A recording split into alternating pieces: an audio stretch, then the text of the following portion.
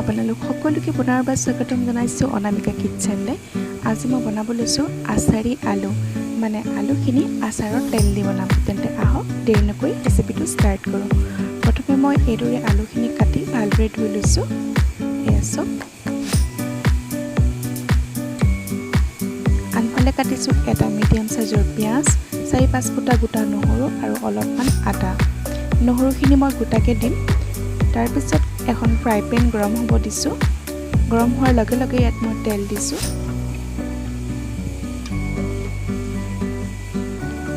এতিয়া ইয়াত মই পিঁয়াজখিনি দিছোঁ, নহৰু আৰু আদাখিনিও মই লগতে দি দিছোঁ।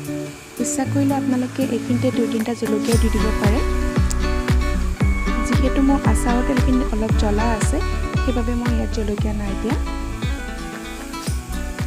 এইখিনি মই ভালদৰে ভাজি ল'ম। তাৰপিছত দিছোঁ সোৱাদ অনুসৰি নিমখ আৰু হালধি।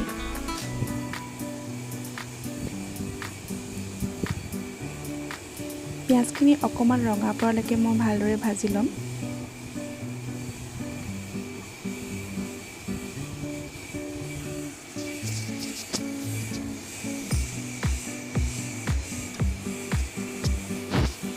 এতিয়া মই কাটি থোৱা আলুখিনি দি দিছোঁ।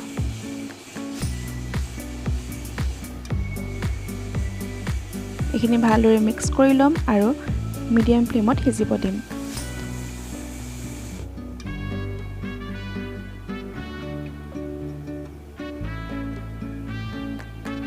মোৰ আলুখিনি সিজিবলৈ 12ৰ পৰা 15 মিনিটমান সময় লাগিছিলে। মাজে মাজে এইদৰে লৰাই পেলাই চেক কৰি থাকিব। এয়া চাওক, আলুখিনি প্ৰায়ে সিজি গৈছে।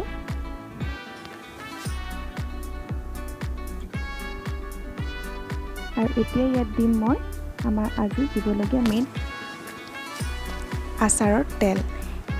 যদি আপোনালোকৰ এনেকৈ ৰৈ যোৱা আচাৰৰ তেল নাথাকে, তেনেহ'লে যিখিনি মছলা আচাৰ থাকে, আচাৰৰ পৰাও এইদৰে আপোনালোকে তেলখিনি উলিয়াই ল'ব পাৰে। জলফাই আচাৰ, বগৰী আচাৰ, আমৰ আচাৰ যিকোনো দিব পাৰে। এইখিনি মই আমৰ আচাৰ দিছোঁ।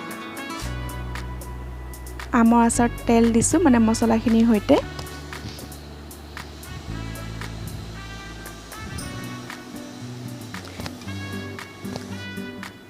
চাহ চামুচখনেৰে মই ইয়াত প্ৰায় 1.5 চামুচমান দিছোঁ। এইখিনি পুনৰবাৰ ভালদৰে মিক্স কৰি ল'ম।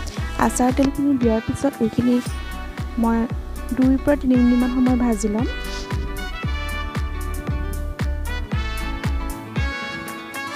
তেলখিনি দি দিয়াৰ মাত্ৰ বহুত এটা ধুনীয়া গোন্ধ আহিছে। এইখিনি ৰেডি হৈ গৈছে। এয়া চাওক, আজি আমাৰ আচাৰী আলু ৰেডি হৈ গৈছে। দেখিবলৈও খুব ধুনীয়া হৈছে, গোন্ধটো কিন্তু বহুত ধুনীয়া আহিছে। এতিয়া মই ইয়াৰ প্লেটিং কৰিম। খাবলৈ কিন্তু বহুত ধুনীয়া হৈছিলে। আপোনালোকে বনাই চাব, খাই ভাল পালে লাইক কৰিব, শ্বেয়াৰ কৰিব আৰু প্লিজ মোৰ চেনেলটো ছাবস্ক্ৰাইব কৰিব। আৰু লগতে থকা বেল আইকনটো প্ৰেছ কৰি থ'ব, যাতে আহিবলগীয়া নতুন ভিডিঅ'সমূহ আপোনালোকে প্ৰথমে পায়।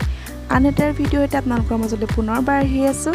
তেতিয়ালৈকে মই ইয়াৰ সোৱাদ লওঁ আৰু আপোনালোকেও বনাই সোৱাদ লৈ মোক কমেণ্ট কৰিবলৈ নাপাহৰিব। ভিডিঅ'টো চোৱাৰ বাবে আপোনালোকলৈ বহুত বহুত ধন্যবাদ থাকিল।